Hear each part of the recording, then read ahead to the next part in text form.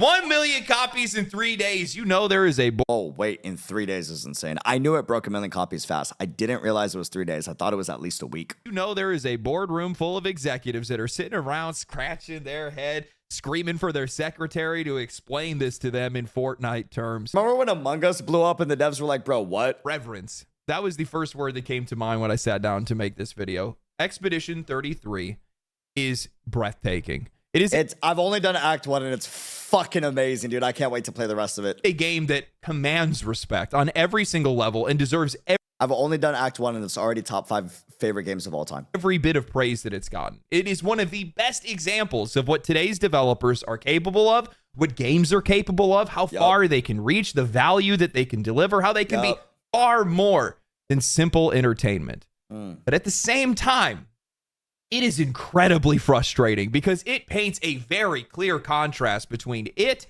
and... Yeah, bro. Can you imagine that E33 is as amazing of a game as it is, but it's also half the price of the majority of AAA games? And we can all agree that E33 beats out the majority of $70 to $90 games? How shallow and utterly vapid the rest of this industry So it's like, become. bro, why are we paying this much? 33 are what we deserve, but are rarely given. And it's not for a lack of talent. We know that because these are former Ubisoft developers making a game that we would never see from Ubisoft or any major publisher for that matter. Today, I want to... But if E33 became a gacha game, it would be awful. It'd be a horrendously awful game. That is a game that cannot be gacha or ever have a sequel that's gacha. Like, it's just not built for that. It is a story that is immaculately crafted and is self-contained, right? Gacha games cannot be self-contained. It is forever expanding. There's a difference, right? One is an art piece that has a set limit to its canvas and must be perfectly crafted. The other is a marathon with a beautiful view throughout the entire race, right? Talk about the explosive popularity of Expedition 33, how it's already broken records. My experience playing it, and man, you know, it really must burn to be absolutely destroyed by the very people you let go. But before that, if you want to be a part of the video, Expedition 33 was one of my most anticipated games since its reveal. The turn-based combat looked like a true iteration or evolution on JRPGs that we've seen over the years. The idea of using quick-time events, active dodge, and pairing mechanics in combat seemed like a fresh idea. It had an all-star cast of voice actors. The premise of the game's story, where a celestial paintress is painting a descending number, killing all those older than the age of 33, was genuinely different, and the art style was captivating. Yes. Actually, back at the start of last month, I had posted on Twitter saying, I don't know why, but I have an oddly good feeling about Expedition 33. That aged like fine wine, brother. My favorite games are the ones that are coming out of left field from unheard of and unproven developers. I'm genuinely hoping it's one of them. Little did I know just how right I would be. Player Obscure Expedition 33 launched to 60,000 concurrent players on Steam, selling over 500,000 copies in its first 24 hours. Holy hell! It had then surpassed that days later, doubling that number to 121,000 concurrent players on Steam and reaching 1 million copies sold in just 3 days. Oh my lord! Hell, the game sold out of physical copies on Amazon and in stores in Australia. For a narrative-driven turn-based RPG that isn't named Persona, coming from a studio that's releasing its very first game, this is... Yeah, can you believe that they're releasing the very first fucking game and it's half the price of most AAA games? And it's crushing them? And it's their first game. It's their first... Like, what? Nigh unheard of, my friends. The game released to near universal praise among critics. It is simply too good for anybody to ignore, reaching a 91 on OpenCritic with a 100% player rating and a 92 on Metacritic with a 9.7 player rating. The game is so popular among players that it now holds a world record. Paul Tossi of Forbes wrote an article titled, "Players Just Ensured Claire Obscure Expedition 33's Record Can't Be Touched." He writes, I wrote an article over the weekend that confirmed that Claire Obscure Expedition 33, the RPG from first-time developer Sandfall, was in fact the highest user-scored game in Metacritic history. What the fuck? Now, players have caught wind of that. Some pushed back on this, saying it was early and this is just based on a few hundred reviews playing it super early. Well, people have been playing it over the course of the weekend, and there are now 600% more reviews in, up to 3,300, and the score has actually increased to a 9.7 out of 10 from a 9.6 previously. Holy hell! I've said that it's possible that scores fall Devs with passion, so immaculate. Love to see it. in Big time, win. but what has happened here cemented Expedition 33's title as one of the highest scored games on this platform. Nothing else is close or will get close anytime soon. These thousands of reviews mean that of the top 100 plus best scored games on Metacritic's list, it's already passed many of them in total scores. And again, it's not a close competition. I've only been able to find one 9.3 at all, The Witcher 3's Blood and Wine DLC. Every other historic game that you have heard of is somewhere between an 8.9 and 9.2.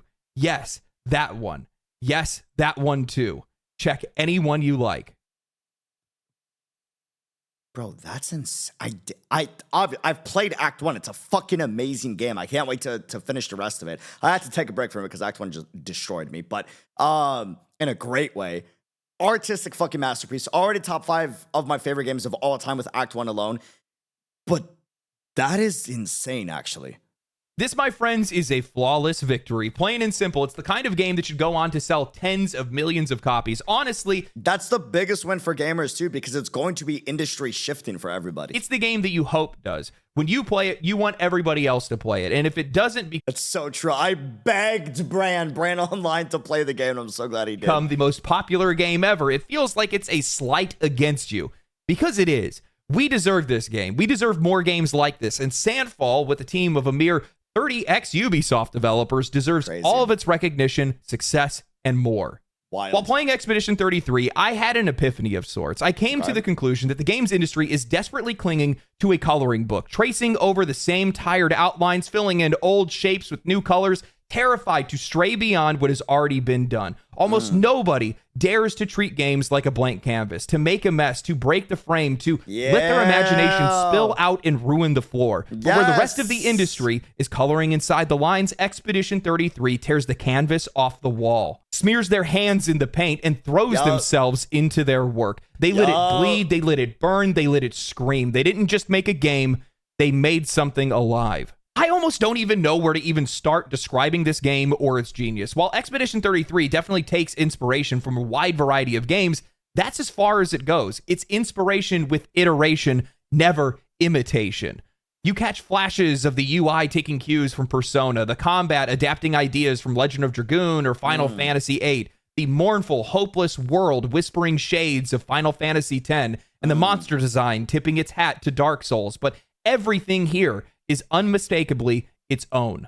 Right out of the gate, the game grips you with its music, its atmosphere, its art, and its writing, a world wrapped in quiet desperation. Most of us come into Expedition 33 already knowing the premise, a world shattered by a calamity, a celestial paintress that is marking humanity's final days by painting a number, and a desperate expedition that is trying to break the cycle. But Sandfall didn't just build a premise, they made it a feeling, and they drive it into you. You walk the streets of Lumiere, you talk to its people, you are given control of somebody heading to their gommage, a final farewell. You walk them down to the pier, watching as the paintress calls their number and paints their death into this world. You hear the voices of the townspeople, see the hollowness in their eyes, feel the ache in their words. And for the first time in a long time, a game makes you feel the stakes, how important yet futile your journey feels.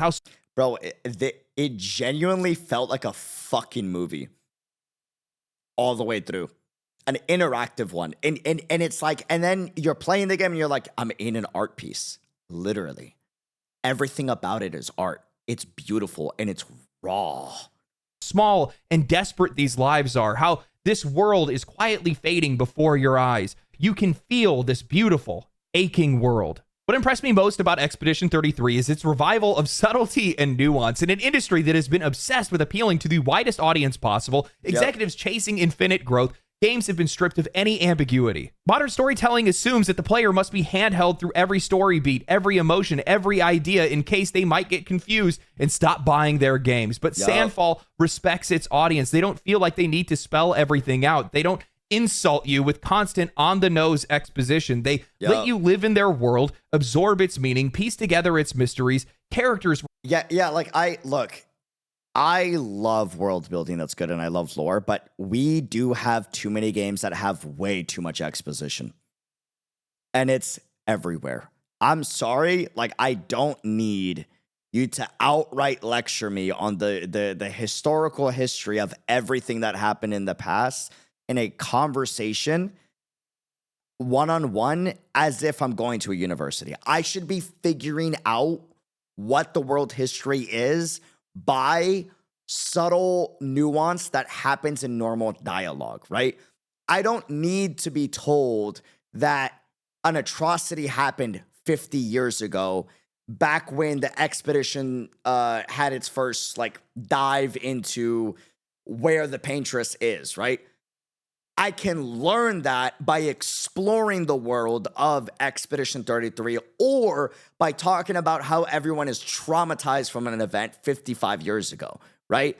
And through all these interactions and seeing how all these characters were impacted from this one event in different ways, it paints the full picture of what happened. It feels more raw and human when that is done that way versus just exposition. Reveal themselves through actions and subtext rather than bullet points. And nothing is predictable. I have been floored countless times by this game's narrative, hands in the air yelling absolute cinema. There is so little revealed, yet so much at the exact same time. You are given the space to truly know these characters, but not a single one of them really fits cleanly into an archetype. They are complex, contradictory, messy, human in a way that very few games ever achieve. Every member of your party carries the same trauma of the world that they're living in, but they wear it differently. And the moment that you think you have somebody figured out, the page turns and you... I'm thinking about getting Emma's speech tattooed. I'm not even kidding.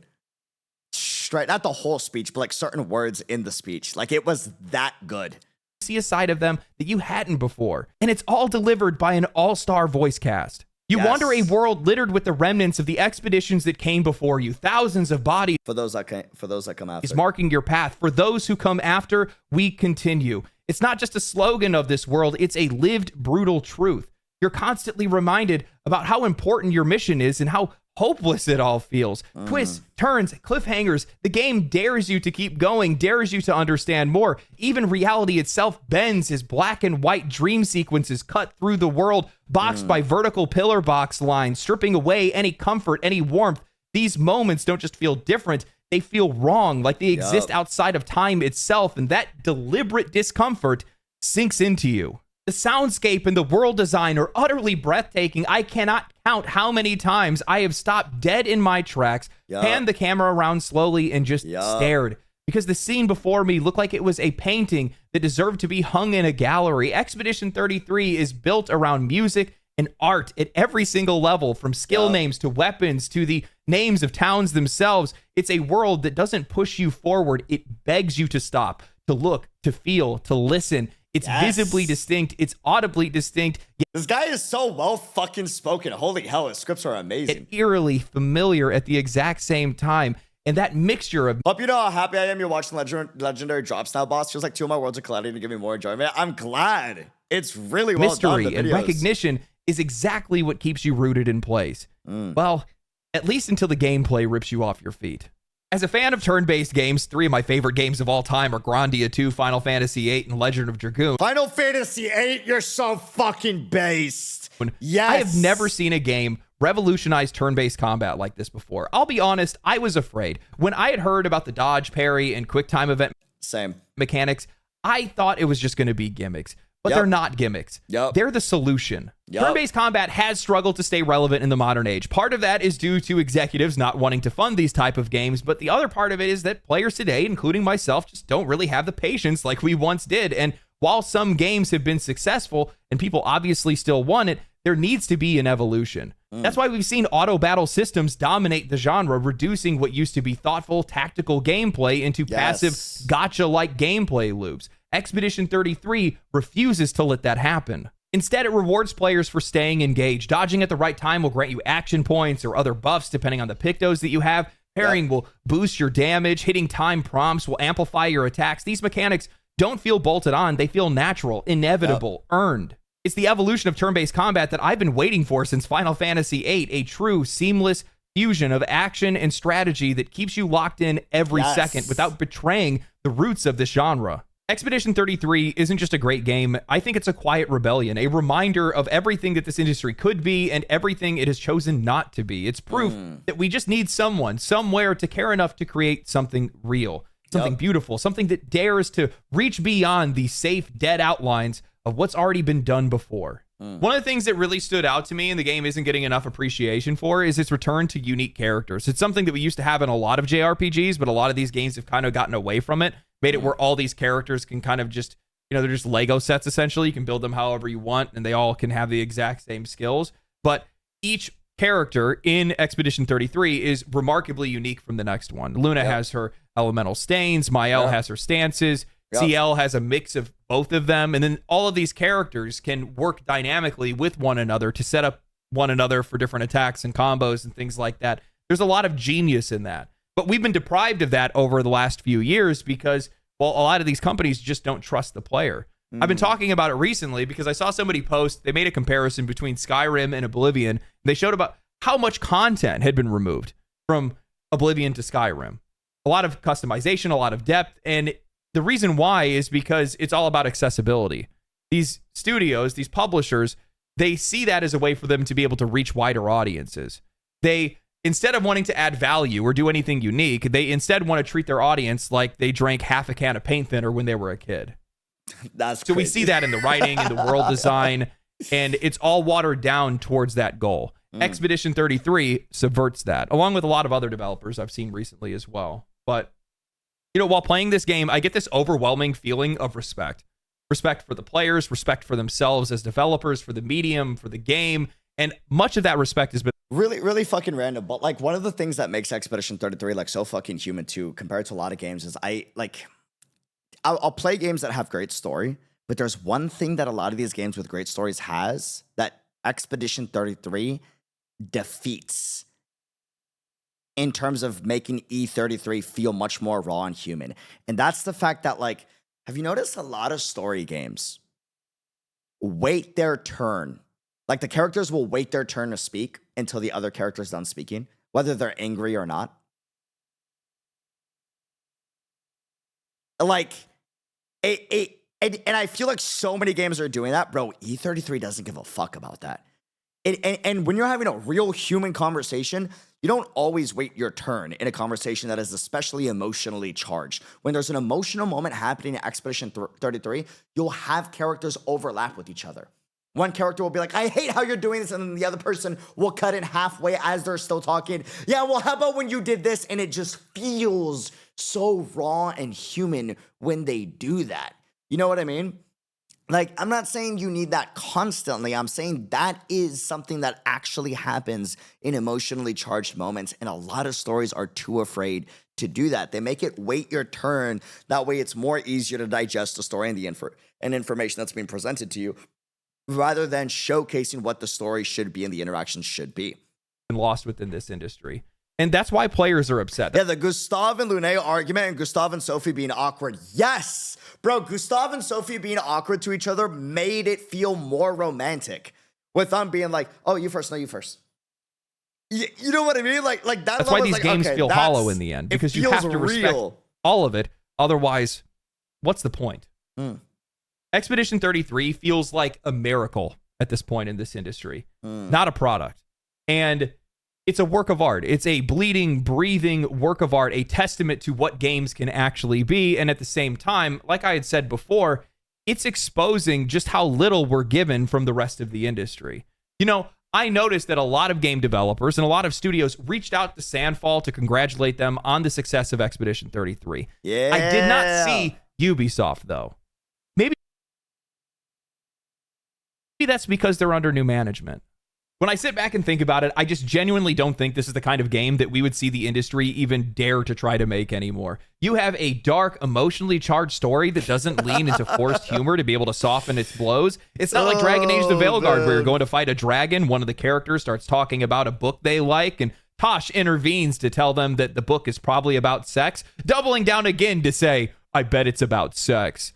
Wow. So funny. Genius writing. Really? Or maybe how about that one time where you go to the infested docks and all the people are dead and one of the characters chimes in like it's a Scooby-Doo investigation saying, it's quiet. Too quiet. Mature rated game, by the way. When Expedition 33 uses humor, it's well delivered and with nuance. I remember there was a scene where I was reuniting with CL. Gustav prepares to trauma dump over what happened at the beach. They Bro, this is so messed up and funny at the same time. zoom in on his face, the tone shifts, dramatic music starts playing, and one of the other characters turns and essentially says, "Not now, Gustav," and the music cuts out. Bro, it's like the TLDR is like, bro, what happened to you? And like it zooms in, the music starts playing, it gets intense, his trauma's coming back, you see the PTSD in his eyes, right? And he starts to talk about how he was there on the beach and people died, and then boom, not now, Gustav. And it just cuts out. And he's just there like, okay. Please, Lune, please wrap it up. Unexpected but well-delivered comedy that makes sense for the characters, the world, and the situation. I mean, we have conventionally attractive characters in 2025 without a hint of irony, cynicism, or commentary around it. I mean, I think that Luna's proof that they have a feet guy on their team, but outside of that, it feels so vindicating to have exactly what players have been asking for. Aesthetically pleasing, cool-looking characters that are tastefully presented. This is all people have been asking for, yet game developers and the media have taken it out of context, saying that we are asking for strippers. No. Well, I mean, sometimes, but not all of the I mean, time. We have a narrative without forced I am down for hot characters. real-world allegory stapled onto it without painful exposition, dumping the entire plot and every character's feelings, trauma, and identity into your lap because they think that you're too stupid to figure it out. We have stakes, mystery, gravity, and tragedy all left for players to sort out on their own as the story unfolds. And I want to leave it there because I don't want it to show anything else on the off chance I haven't seen it. So far, it's all just Act 1.